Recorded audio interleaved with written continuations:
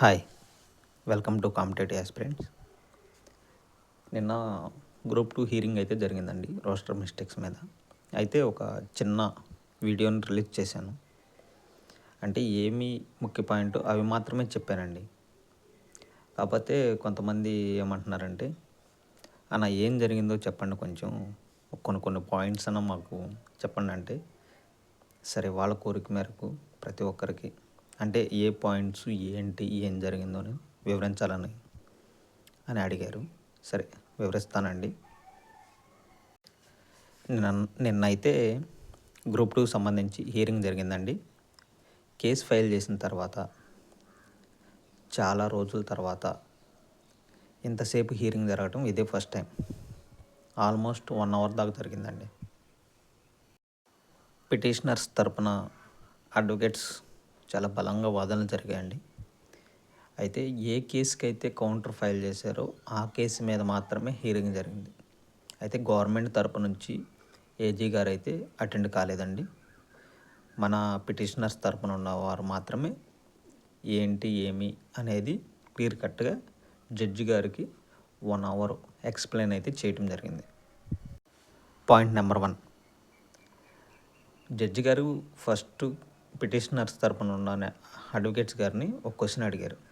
స్టార్టింగ్లో ఇవి 1-2 పిటిషన్లే కదా, ఇప్పుడు ఇంతమంది ఎందుకు వచ్చారు అనే క్వశ్చన్ చేయటం జరిగింది. అయితే అడ్వకేట్స్ గారు ఏం చెప్పారంటే, సార్ స్టార్టింగ్లో ఇద్దరే కోర్టుకు వచ్చారు, ఎగ్జామ్ ఆ ముగ్గురు రావటం వల్లే తక్కువ మంది వచ్చారని చెప్పేసి ఎగ్జామ్ అయితే కండక్ట్ చేశారు. సో అందుకని చెప్పేసి ఆస్పిరెంట్స్ నెంబర్ ఆఫ్ పిటిషన్స్ అనేది ఫైల్ చేయడం జరిగిందని జవాబు ఇచ్చారండి.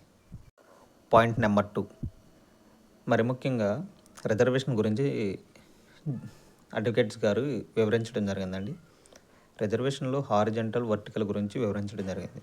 అయితే దీనికి ఒక ఎగ్జాంపుల్గా ఒక జోన్ తీసుకున్నారు. ఏంటి, జోన్ 4ని తీసుకుని మహిళల గురించి అంటే 33% క్రాస్ అయిపోయింది, కొన్ని చోట్ల 33 దాటిపోయి 40 ఉంది, 50% కూడా వెయిటేజ్ వచ్చింది సార్ అనే దాని గురించి కులంకషంగా ఎక్స్ప్లెయిన్ చేయటం జరిగిందండి. పాయింట్ నెంబర్ 3, ఆర్కే సబ్రబల్ అండ్ దర్యా జడ్జిమెంట్స్ ఫాలో అవటం లేదని చెప్పి అడ్వకేట్స్ గారు వివరించారండి. ఇవి వాటి గురించి ఎక్స్ప్లెయిన్ చేశారు. పాయింట్ నెంబర్ 3 ఇది. పాయింట్ నెంబర్ 4, జిఐడి వారు ప్రతి డిపార్ట్మెంట్ నుండి ఖాళీలు తీసుకుంటారు కదా, అది ప్రాపర్గా పంపించలేదని చెప్పారు ఎవరు, మన అడ్వకేట్ గారు. అయితే జడ్జి గారు దానికి సమాధానం ఏం చెప్పారంటే, వారికి అంత అవగాహన లేదేమో అని చెప్పడం జరిగింది.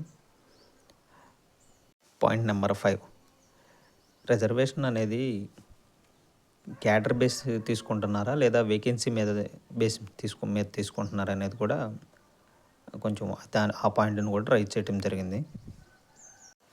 పాయింట్ నెంబర్ 6, ఇప్పుడు మన స్పోర్ట్స్ కోటాకు సంబంధించి కొన్ని పోస్టులను అయితే తీసుకుంటారు కదా, అయితే అవి 20 పోస్ట్సే, కాకపోతే ఆల్మోస్ట్ 370 దాకా తీసుకున్నారంట. అంటే 1:18 అలా ఉంది. అంతమందిని ఎందుకు తీసుకున్నారు అనేది, దేని ప్రకారం తీసుకున్నారు అనేది క్వశ్చన్ అడ్వకేట్ గారు అడగటం జరిగిందండి.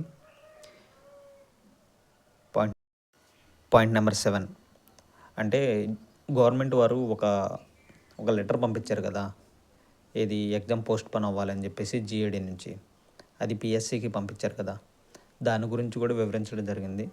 అంటే కొంచెం ఏపీఎస్సి గురించి కూడా డిస్కషన్ చేశారు. ఇలా గవర్నమెంట్ మాట కూడా వినలేదు అది ఇది అని చెప్పేసి దాని గురించి కూడా డిస్కషన్ చేశారు.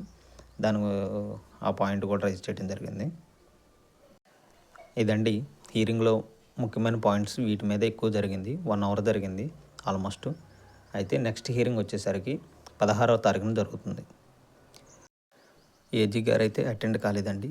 16వ తారీఖు జరిగేటువంటి హీరింగ్కి ఏజీ గారు అటెండ్ అయ్యి అభ్యర్థుల కోరిక మేరకు స్టే వస్తే బాగుంటుందని ఆశిస్తున్నాను. ఇదండి నిన్న జరిగిన హీరింగ్ యొక్క మెయిన్ పాయింట్స్. ప్రతి ఒక్కరూ ఛానల్ అయితే విజిట్ చేస్తున్నారు కానీ సబ్స్క్రైబ్ మాత్రం చేసుకోవట్లేదు. దయచేసి ప్రతి ఒక్కరు సబ్స్క్రైబ్ చేసుకోవాల్సిందిగా కోరుతున్నాను. Thank you.